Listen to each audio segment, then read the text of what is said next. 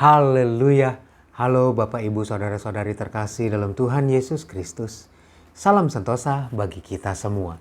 Kembali saya bacakan Daniel pasal yang ke-6 ayat 17 dan ayat 18. Sesudah itu raja memberi perintah, lalu diambillah Daniel dan dilemparkan ke dalam gua singa. Berbicaralah raja kepada Daniel, Allahmu yang kau sembah dengan tekun, dialah kiranya yang melepaskan engkau. Maka dibawalah sebuah batu dan diletakkan pada mulut gua itu. Lalu raja mencap itu dengan cincin meterainya dan dengan cincin meterai para pembesarnya, supaya dalam hal Daniel tidak dibuat perubahan apa-apa.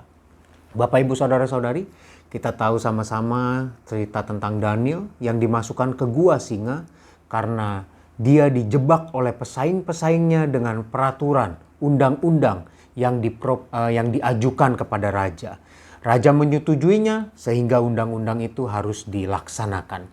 Dan ayat ini 17 dan 18 ini adalah eksekusi Daniel yang akhirnya dimasukkan ke gua singa.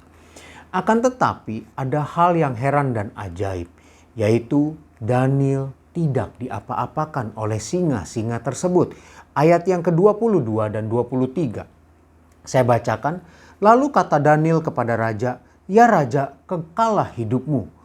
Allahku telah mengutus malaikatnya untuk mengatupkan mulut singa-singa itu sehingga mereka tidak mengapa-apakan aku.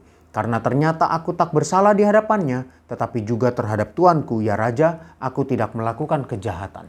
Jadi ketika raja yang sudah menyadari bahwa dia dijebak, dia mendatangi gua tempat gua tempat Daniel dimasukkan ke yang ada singa-singanya tersebut. Lalu dia tanya, "Daniel, apakah engkau Allah yang kau sembah itu sanggup melepaskan engkau dari singa-singa itu?" Itu di ayat yang ke-21. Lalu ayat 22-23. "Ya Raja, Allahku telah mengutus malaikatnya." Jadi Bapak Ibu Saudara-saudari, Allah melindungi, Allah menjaga, Allah tahu kalau kita itu tidak melakukan dosa. Nah sekarang kenapa saya mau mengangkat isu ini lagi? Konteks dalam kehidupan kita zaman sekarang. Kadang-kadang ketika kita diperhadapkan dengan peristiwa seperti Daniel dilindungi enggak? Iya, Daniel dilindungi. Akan tetapi suka ada orang berpikir, kenapa dilindunginya setelah masuk ke gua singa? Kenapa enggak dilindunginya sebelum masuk ke gua singa? Jadi waktu undang-undang dibuat, kenapa Tuhan enggak rubah beberapa orang di situ lalu menjadikan peristiwa itu jadi Allah melindungi Daniel sehingga Daniel tidak jadi dihukum atau tidak jadi masuk ke gua singa. Tetapi kenapa prosesinya adalah Daniel harus dihukum dulu masuk gua singa lalu dilindungi. Nah Bapak Ibu Saudara-saudari, rupa-rupanya ada rahasia tersembunyi yang memang Allah inginkan. Mari kita baca dalam Yohanes pasal 17 ayatnya yang ketiga. Saya bacakan. "Inilah hidup yang kekal itu, yaitu bahwa mereka mengenal Engkau satu-satunya Allah yang benar dan mengenal Yesus Kristus yang telah Engkau utus." Kadangkala Allah memang mengizinkan kita semua masuk. Masuk dulu ke dalam peristiwa yang tidak enak. Untuk apa? Untuk melihat bahwa ada hal yang luar biasa sehingga mereka mengenal Engkau Allah satu-satunya Allah yang benar. Dan mereka mengenal Yesus Kristus yang Engkau utus. Jadi kita harus bisa melihat sesuatu yang lebih besar yang sedang Allah kerjakan melalui peristiwa-peristiwa yang terjadi dalam hidup kita. Jadi ketika kita mengalami hal-hal yang tidak enak, jangan khawatir, jangan takut Bapak Ibu Saudara-saudari. Memang solusinya mungkin tidak seperti yang kita pikirkan. Seperti kasus Daniel, kita mungkin memikirkan, oh harusnya Daniel dilepaskannya jangan masuk gua singa. Akan tetapi Tuhan sedang mengerjakan sesuatu yang lebih besar. Ketika orang melihat masuk gua singa tapi masih hidup, itu lebih luar biasa dan Allah di situ sangat-sangat dimuliakan. Dan orang bisa melihat itu. Dan itu adalah sebuah pernyataan, penyingkapan Allah tentang dirinya. Sehingga orang melihat Dia satu-satunya Allah yang benar.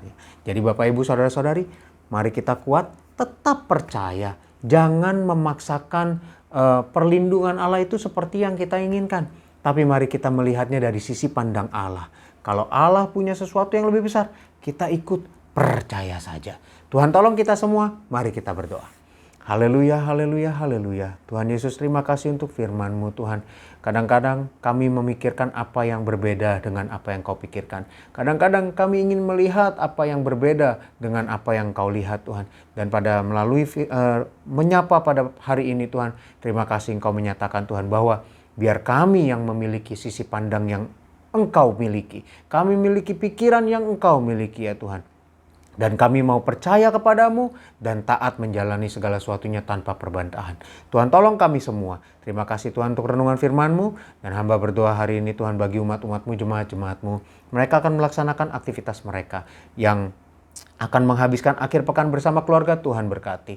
Yang masih harus bekerja, berwirausaha, harus melakukan segala sesuatunya, Tuhan juga berkati. Tuhan beri hikmat, Tuhan beri kemampuan, sehingga mereka Tuhan bersamamu, mereka menjalani hari dengan berhasil dan damai sejahtera.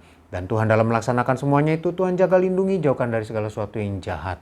Terima kasih Tuhan, kami serahkan hidup kami padamu. Kami mau menjalani hari ini bersamamu dengan percaya dan penuh damai sejahtera. Dalam nama Tuhan Yesus Kristus kami berdoa. Haleluya. Amin. Kasih karunia dari Tuhan Yesus Kristus menyertai kita semua. Amin.